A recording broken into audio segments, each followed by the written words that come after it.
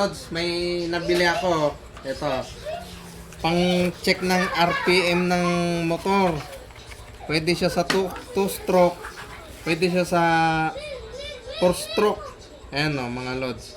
I-testing natin para i-check yung ano kasi walang RPM yung motor ko. Etong gagamitin natin pan-check kung tama ba yung idle o minor ng motor ko. Tara, let's go mga Lods. Pause. Continue na.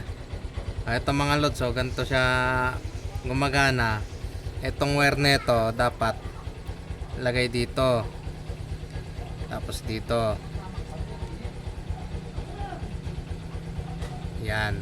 Tapos ito, iipit mo sa ignition coil ng ano, yung dugtungan ng spark plug.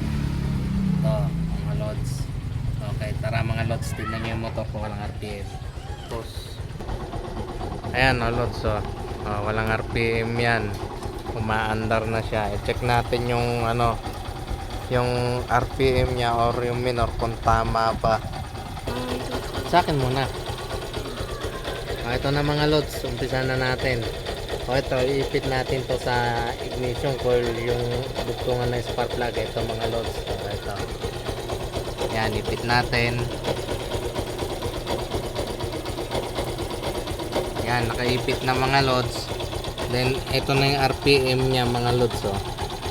980 lang. Ibig sabihin, hindi tama yung ano, yung RPM na motor ko. Ang standard niyan is 1,300 RPM to 1,500 RPM. Mamaya mga Lods, itatama natin yan. Gagawin natin 1,400. So yan muna, abangan yung part 2 ng ating video. Nag product review lang mga Lods. Okay, bye bye.